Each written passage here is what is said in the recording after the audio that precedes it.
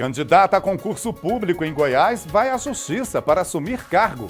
É que mesmo depois de aprovada, ela não consegue comprovar experiência na área.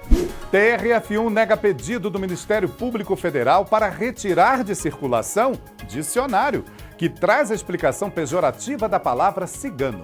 O inteiro teor traz os temas de destaque da Justiça Federal da Primeira Região. Fique com a gente!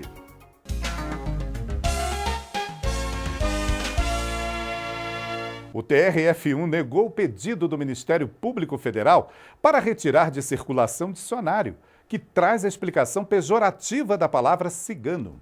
O MPF também pedia indenização por danos morais coletivos. A alegação é de que a publicação é discriminatória. O tribunal ressaltou que o dicionário funciona como um registro, catálogo das palavras, inexistindo qualquer juízo de valor do autor sobre os significados atribuídos. Quem traz essas informações é a repórter Daniela Garcia.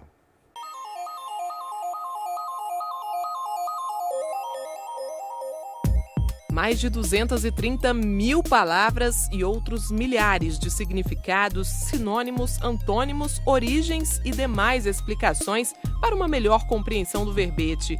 É isso que encontramos nos dicionários. E vez ou outra é preciso recorrer a ele para saber o que quer dizer determinada palavra, não é mesmo?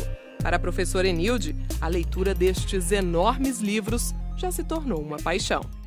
Eu estava na graduação na Universidade Federal do Rio de Janeiro e eu comecei a me interessar pelos estudos de morfologia lexical, ao lado também dos meus estudos de latim.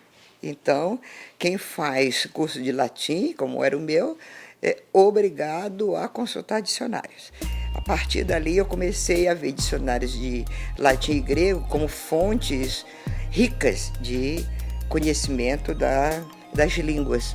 Ela já tem mais de 50 trabalhos relacionados ao uso do dicionário. Na verdade, o dicionário tem na capa o nome de um autor, mas normalmente ele depende de uma equipe. E dessa forma, a gente percebe que não se trata apenas de uma impressão, mas de um trabalho de busca em outros documentos que fornecem informações no decorrer do tempo e do espaço onde aquela língua é falada. E no meio de tantas informações constantes nos dicionários, uma ou outra chama a atenção das pessoas que acessam a publicação. Algumas explicações encontradas para definir o uso pejorativo da palavra cigano, por exemplo, foram questionadas na Justiça por trazer expressões como velhaco, burlador. O Ministério Público Federal entrou com uma ação pedindo a condenação do Instituto Antônio Wise e da Editora Objetiva para suspender definitivamente em todo o território nacional a circulação de dicionários que contenham o conceito pejorativo da palavra cigano e suas derivações. Pediu ainda indenização por danos morais coletivos. Ao analisar a situação, a Seção Judiciária de Minas Gerais julgou improcedente o pedido. Inconformado, o MPF recorreu ao Tribunal Regional Federal da Primeira Região.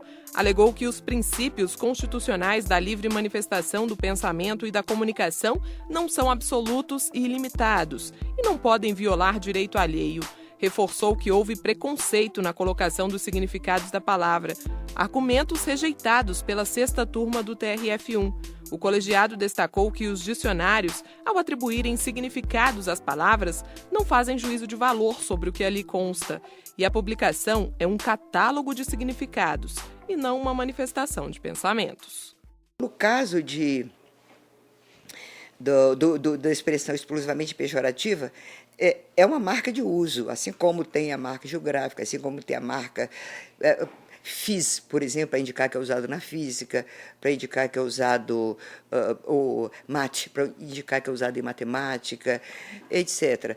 Agora, existe um conjunto dessas em que se inclui o pejorativo, que são conjuntos estritamente sociais e não mais técnicos. Então, nós vamos encontrar lá vulgar, nós vamos encontrar pejorativo, vamos encontrar outras marcas que são marcas altamente denotadoras de uma forma de pensar num determinado período da sociedade. Para os desembargadores, não houve excesso ou abuso do direito de liberdade de expressão. Somente haveria se restasse demonstrado o juízo de valor ou se comprovado que a escolha dos termos foi feita com intuito discriminatório aos ciganos. Segundo os magistrados, a supressão de certos termos não traria o resultado pretendido, de forma que não estaria suprimido da sociedade o significado pejorativo que, eventualmente, possa ser atribuído à palavra cigano. É um direito que até é tangente à liberdade de expressão em si, que é o direito de comunicação, que é o direito de exprimir a realidade conforme ela é vista. Da mesma forma, um texto jornalístico que explicite uma ofensa a determinada pessoa ou grupo social, o texto jornalístico está se utilizando de uma linguagem meramente descritiva de um fato que foi observado.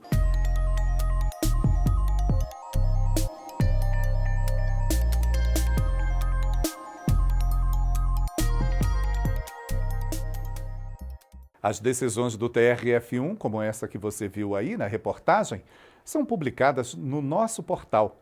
Basta clicar em Mais Notícias. A seguir, candidata a concurso público em Goiás vai à justiça para assumir cargo. É que mesmo depois de aprovada, ela não consegue comprovar experiência na área. Voltamos já.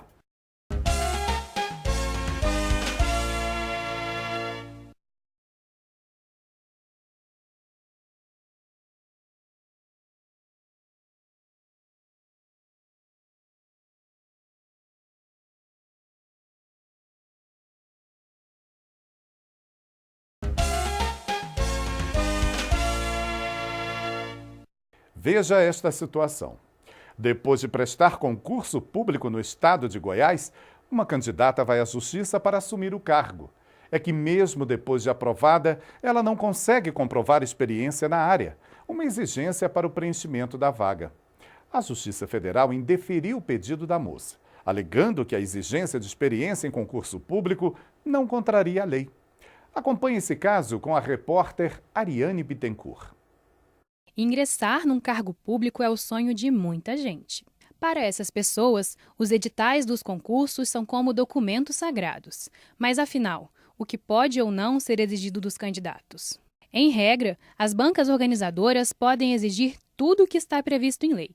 Mas será que depois de ser aprovado, um candidato pode questionar um item previsto em edital e ainda ganhar a causa? Um caso que chamou a atenção aconteceu no estado de Goiás. É que uma candidata que se inscreveu para o concurso do Instituto Federal de Goiás até chegou a ser aprovada, mas ela não pôde tomar posse porque não cumpriu um dos requisitos previstos em edital, que era o de ter uma experiência de 12 meses para assumir o cargo. A candidata então acionou a justiça, perdeu a causa e recorreu. Foi aí que o relator desembargador federal, Girair Aram Meguerian, indeferiu mais uma vez o pedido da solicitante. Ele considerou que a exigência de experiência era perfeitamente legal. Esta advogada, especialista em direito administrativo, afirma que cada órgão é livre para fazer exigências a depender do cargo ofertado, desde que o critério não viole a lei, esteja previsto em edital e atenda ao interesse público. A administração pública, ela tem, na hora que ela vai criar um determinado tipo de cargo, ela tem discricionariedade para escolher quais são os requisitos que compõem a forma de ingresso ou que vão melhor atender a finalidade pública, né? Então, ela pode criar um cargo dizendo, olha, para atender o interesse público, para que exista uma prestação de serviço adequada, eu vou precisar que o candidato tenha ensino médio, ensino completo, seja pós-graduado ou não, tem experiência ou não. Então, isso tudo faz parte de um poder discricionário da administração pública na hora que ela vai criar um determinado tipo de cargo. Este aí que você vê agora é o Ricardo Malaguti. Anos atrás, era ele quem se debruçava nos livros em busca da aprovação. Hoje, servidor da Empresa Brasileira de Serviços Hospitalares, a EBSER, ele garante que a exigência de experiência foi fundamental para que ele prestasse, logo ao assumir o cargo, um serviço de excelência. Eu diria que foi determinante, porque para algumas posições estratégicas da administração pública, você já precisa chegar com o domínio dessas ferramentas e para justamente você conseguir alavancar no menor intervalo de tempo ganhos em eficiência, em efetividade, em resultados para a gestão propriamente dita, até porque são áreas muito sensíveis à população. Especificamente, nós trabalhamos com saúde e educação. Então, são áreas que o profissional ele tem que ter uma curva de aprendizagem muito curta para conseguir gerar esses resultados mais rapidamente. Para Ricardo, é coerente que os editais façam exigências como as de experiência ou de prova de títulos, por exemplo. Além disso, ele considera que ocupar um cargo público é um desafio e sinônimo de aprendizado contínuo. É gratificante porque, apesar de muitos profissionais já terem um grau de maturidade considerado ideal para você assumir cargos de bastante relevância no sentido da tomada de decisão, o processo de aprendizagem é sempre contínuo. Esse foi o Inteiro Teor, com notícias sobre a Justiça Federal da Primeira Região. Você pode ficar com a gente no nosso portal e também nas nossas redes sociais, como Facebook, YouTube e Instagram. Até o próximo programa. Tchau!